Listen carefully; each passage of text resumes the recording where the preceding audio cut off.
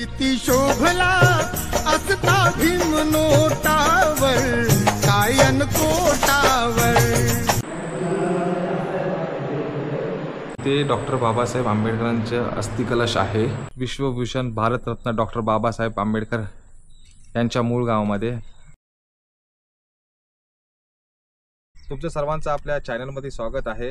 मंडणगड तालुक्यापासून आंबवडे गाव आहे, डॉक्टर बाबासाहेब आंबेडकरांचं मूळ गाव आहे। त्या मूळ गावामध्ये जाऊन आज आपण व्हिडिओ करणार आहोत। तिथे गाव दाखवतो तुम्हाला, तिथे अस्थिकलश आहे ते सुद्धा दाखवतो। आणि हे गाव मंडणगड तालुक्यापासून 16 किलोमीटर लांब आहे। तर आपण तिकडे जाऊया आणि ती व्हिडिओ बघूया आणि डॉक्टर बाबासाहेब आंबेडकरांचे अस्थिकलश आहे ते सुद्धा बघूया।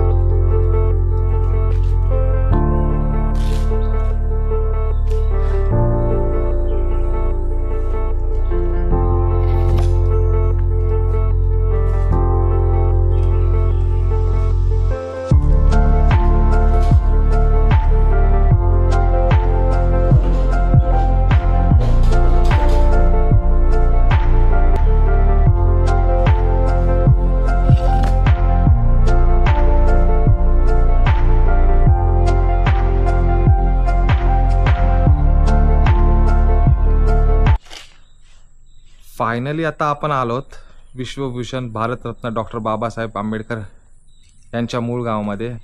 आता आपण आतमध्ये जातोय।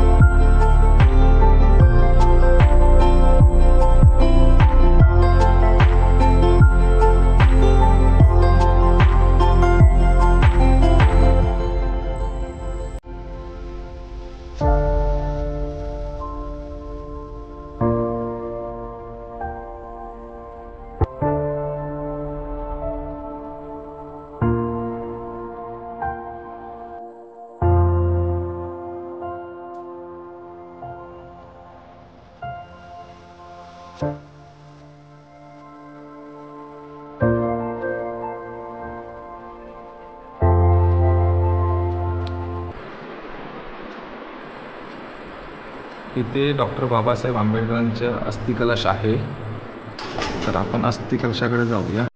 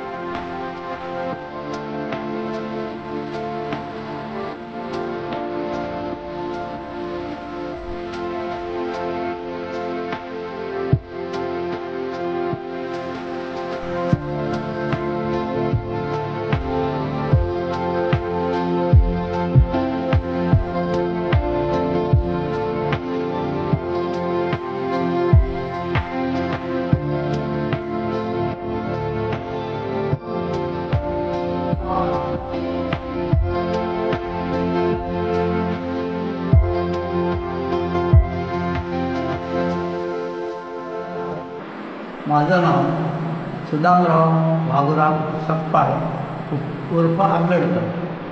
मी बाबासाहेबांच्या स्मारकामध्ये आहे आणि बाबासाहेबांच्या संबंधित भाऊबंदकीपैकी आहे।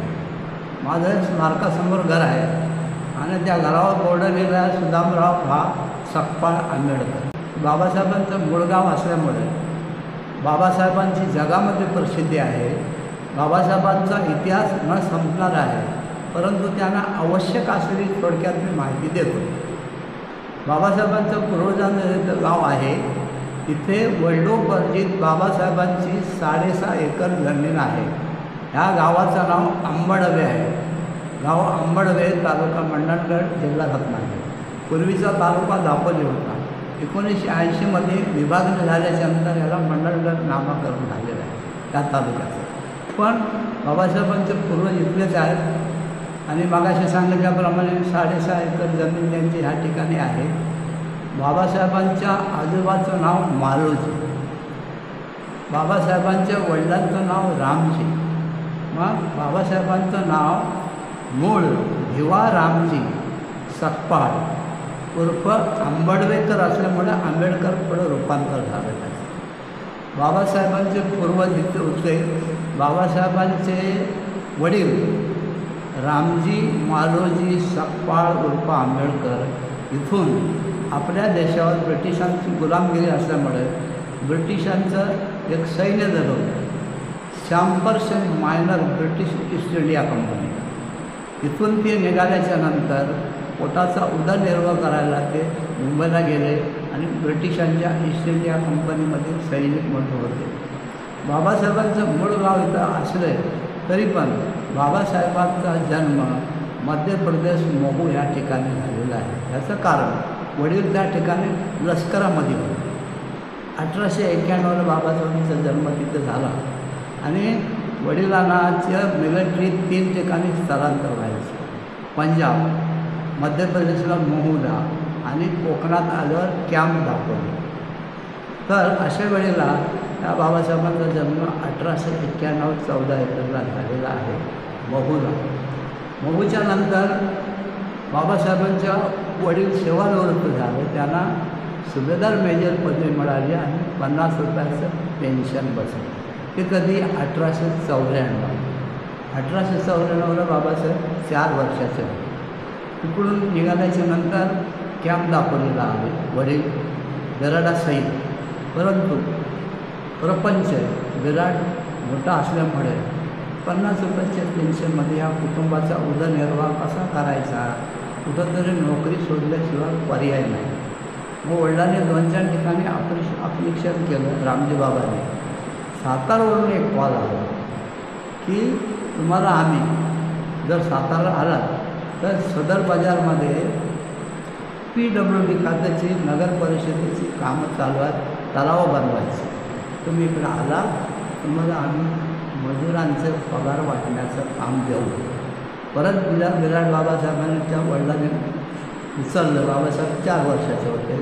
ते त्यांचं 3 भाऊ बाळाराम, आनंद, रामजी, 2 बहिणी तुलसा आणि मंजुळा आणि आईवडील 5 मिळून 7 माणसांनी विराट उचलून तिकडे गेले. तिकडं सातारला सदर बाजारमध्ये तिकडं काम सुरू झालं. पण बाबासाहेबांना 6 वर्ष पूर्ण झाल्याच्या नंतर त्यांचं नाव तिकडे टाकलं छत्रपती प्रतापसिंग हायस्कूल सातारा. तिथं नाव टाकताना मूळचं आडनाव तर सकपाळ आहे, परंतु सध्या आपण सातारमध्ये असल्यामुळे तिथे आपल्या गावाचं नाव लावलं भिवा रामजी आंबडवेकर. गुरुजी होते त्यावेळेला जोशी बोलले भिवा तुझ्या वडिलांना बोलवून घेऊ, तुमचं नाव असं कसं. मग गेले रामजी बाबा म्हणजे काय गुरुजी हे भिवा रामजी आंबडवेकर हे नाव कसं. सध्या आम्ही सातारमध्ये आहोत, कोकणात आमचं आंबडवे गाव आहे, ते ह्याला आम्ही आडनाव देतो. मग हे उच्चारण्यासाठी आणलेलं आहे. आंबेडकर दिलं तर चालेल का हो. तिथपासून भिवा रामजी आंबेडकर झाले आणि ते पण पूर्ण कुटुंबाचं नाव त्यांनी 2 मुली 3 मुली आणि स्वतःचंही रामजी मालोजी आंबेडकर पूर्ण कुटुंबाचं तिथं नाव करून घेतलं गावाच्या नावाने. परंतु इतिहास देणारे अनेक आहेत.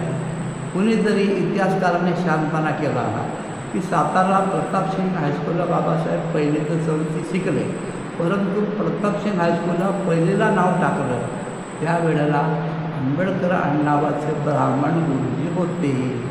त्याने स्वतःचं आडनाव आंबेडकरांना दिलं भीमराव रामजी आंबेडकर. याचं कारण की ह्याचा गुरु ब्राह्मण असल्यामुळे उच्च कोटीचा हा विद्वान झाला हे भासवायचं होतं. पण खरा इतिहास असा आहे. आणि सर्व मंडळी इतिहासकार चॅनलवाले इथं फायनल करतात की कसं काय आंबेडकर गुरुजी कुठं आहेत. त्या गुरुजींचा अजून पत्ता नाही. परंतु तेव्हा जे गुरुजी होते ते जोशी होते. तेव्हा तो काळ असा होता की ब्रिटिशांचा काळ होता आणि चातुर्वर्ण्य होता. त्यावेळेला अस्पृश्यांची सावली देखील सहन होत नव्हती. अशा वेळेला आंबेडकर गुरुजींनी बाबासाहेबांना जवळ घेऊन बोलणार जात भाजीपोळी खायला देतात हुशार विद्यार्थी म्हणून तर दिले असे ना पूर्ण ब्राह्मण समाजाने त्या गुरुजींवर बहिष्कार टाकला असा तो काळ होता. ही चुकीची लोक माहिती देतात इतिहासकार काय पण लिहून. बरं बंधनो जेव्हा 4 वर्षे पूर्ण झाली परंतु त्यांची मातोश्री भीमाई तिला मातेसुळाचा विकार होता. डोकं दुखायला लागलं की भिंतीवर आपले. त्याच्यामध्ये बाबासाहेब हे इतकं खोडकर आणि बिलांडर होतं की श्रीकृष्णाच्या खोड्यावर त्याच्यापेक्षा डबल होतं. दिवसातून 4 वेळा कंप्लेंट यायच्या. कुणाला दगड मार, कुणाला खोडसाळपणा कर. अशा वेळेला तक्रारी आल्याच्या नंतर अहो तुमचा मुलगा हा आम्हाला दगडफेक करतो, दगडी मारतो, खोडचा. मग आईची डोकेदुखी असल्यामुळे छडीने फोडून काढायची बाबासाहेबांना तिथं सातारमध्ये. आणि संध्याकाळी आलं वडील कामाला. संध्याकाळी वडील आल्याच्या नंतर अंगावरचे वडील दाखवायचं. आपल्या कोकणामध्ये आईला बाई, वडिलांना बाने बा हे बघ कसं बहीण मला मारलं, तू थोड्या काय करू नको. त्याच्या समाधानासाठी आईला दम द्यायचं. वडील बघ त्याला काय मारझोड करू नको, काय थोड्या संध्याकाळी मला सांग. असं सारखी तक्रार 1ली ते 4थीपर्यंत तिथं शिकले. आणि मग त्या मातेचं 1896ला निधन झालं आहे. तिथं सदर बाजारमध्ये भीमाईची समाधी आहे. जर कधी बाबासाहेब गेले वयाच्या 6व्या वर्षी आई निघून गेलेली आहे.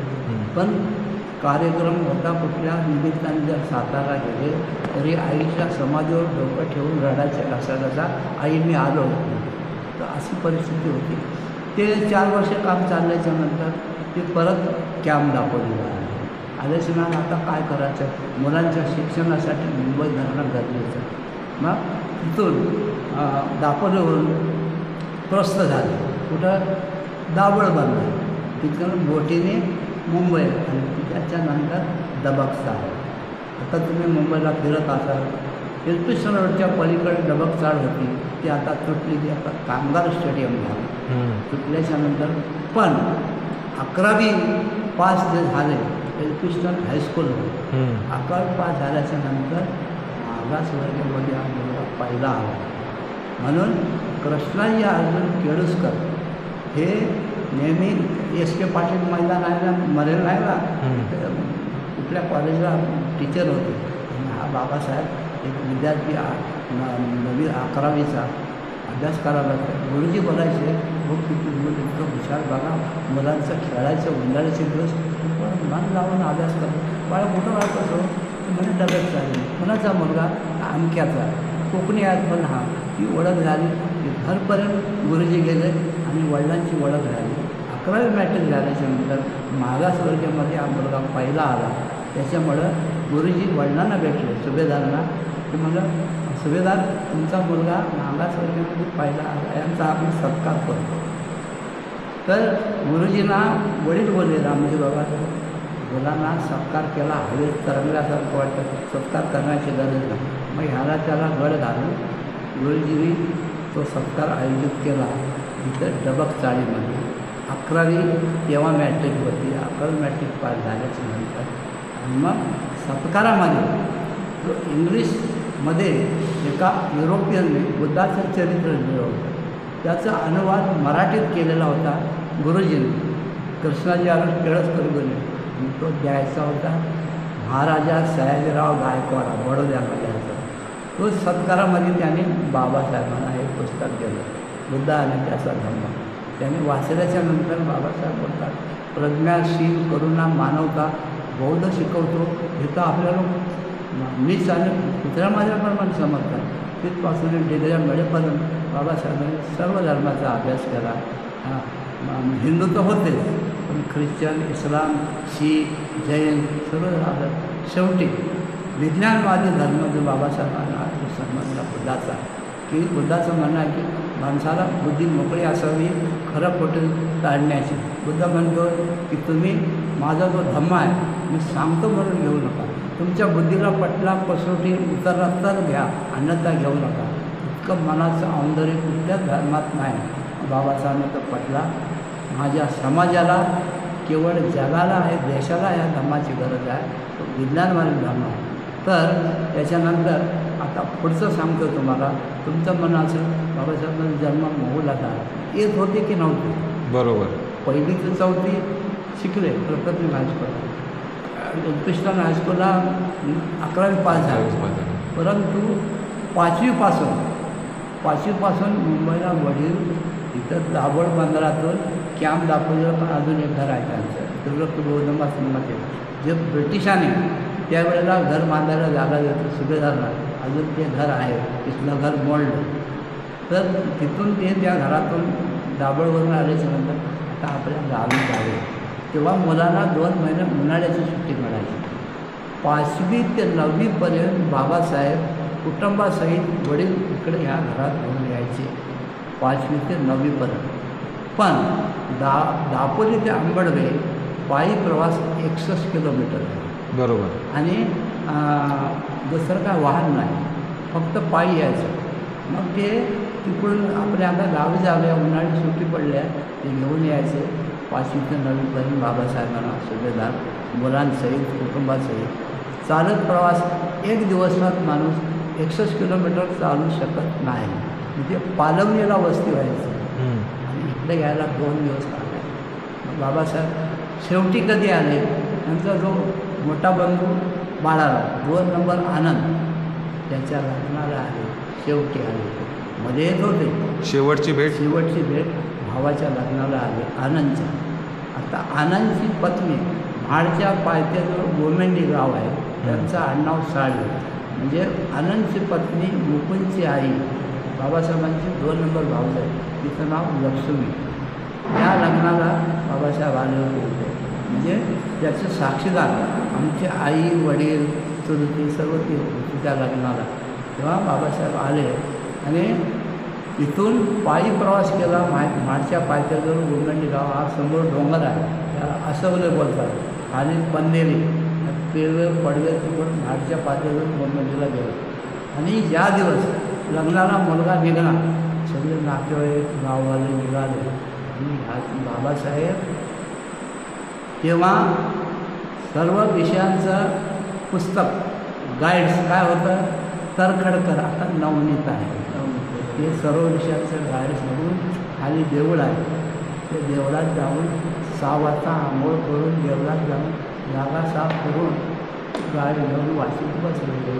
नवरा लग्नाला निघाला, नातेवाईक निघाले आणि असा पत्ता नाही, युवा कुठं आहे, शोधाशोध झाली.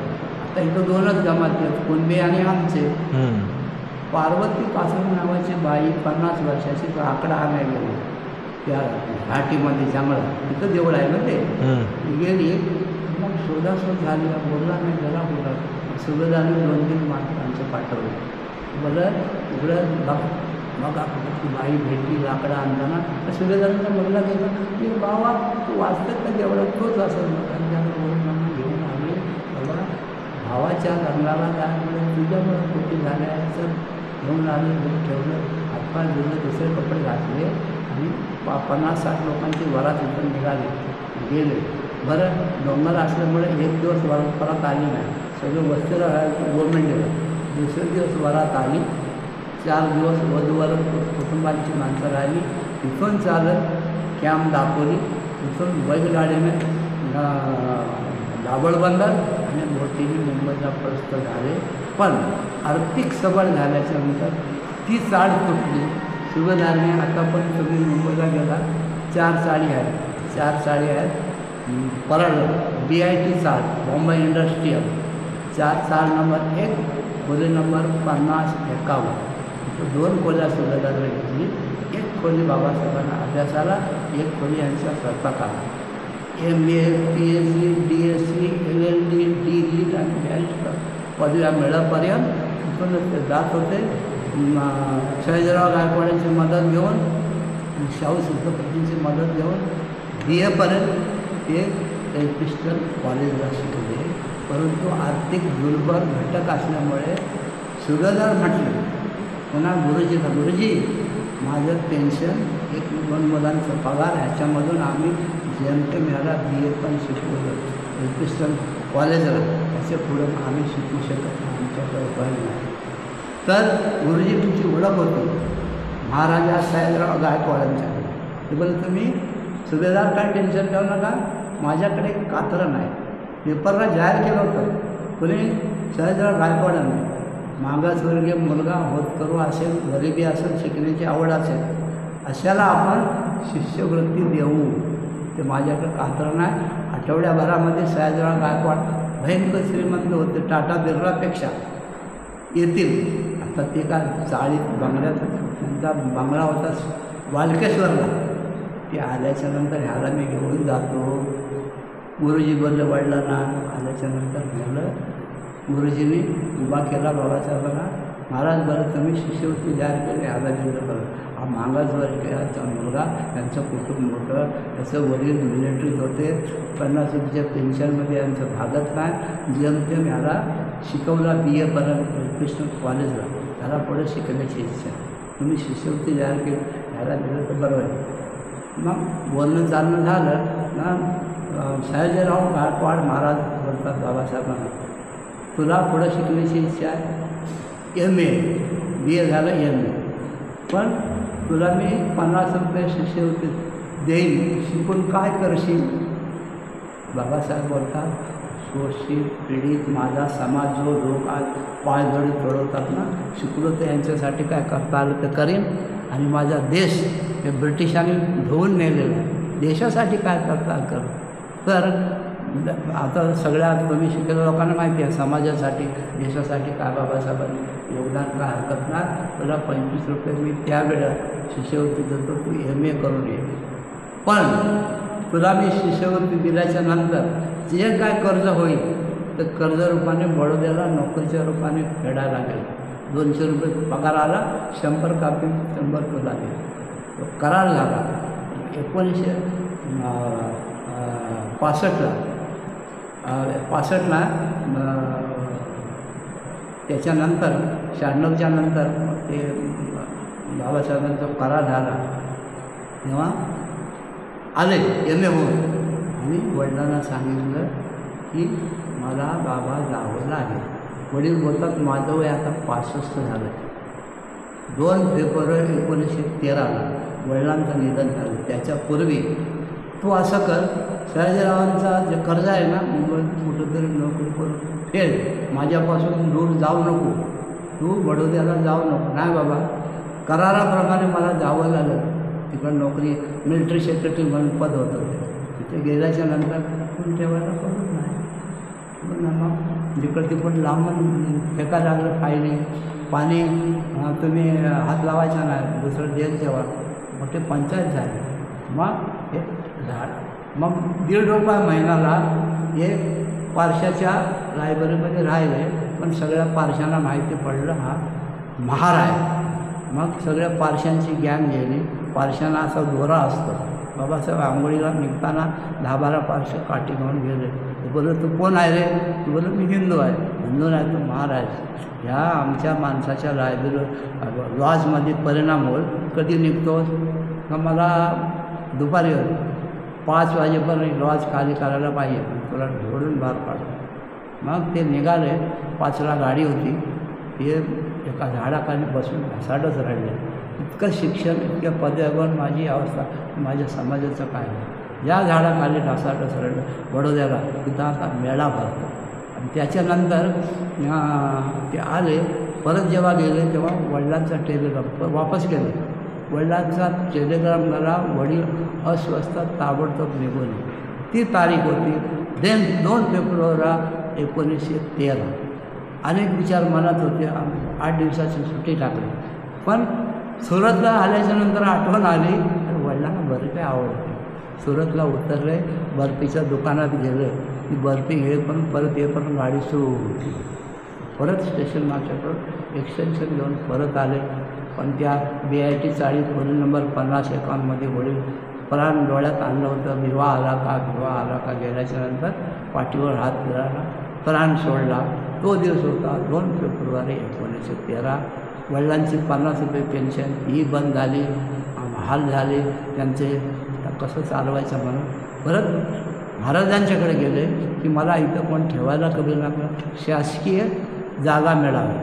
तर महाराज बोलतात ठीक आहे, थोडे दिवस काढ, पण तू PhD करशील का? MA झाला, आलेली संधी का सोडायची? PhDला परत महाराजांना तिकडे पाठवलं. तर अशी अवस्था झाली. बेलके 1000 तुकडे, काही ह्या गिरा काही पूर्वज आंबडव्याचे, जन्म महुला, कार्य म्हाड, नाशिक, अनेक सत्याग्रह बाबासाहेब जे ह्या इतक्या डिग्र्या मिळवल्या त्या समाजाच्या आणि देशाच्या उपयोगाला त्याने आणल्या. जय भीम, नमो बुद्धाय.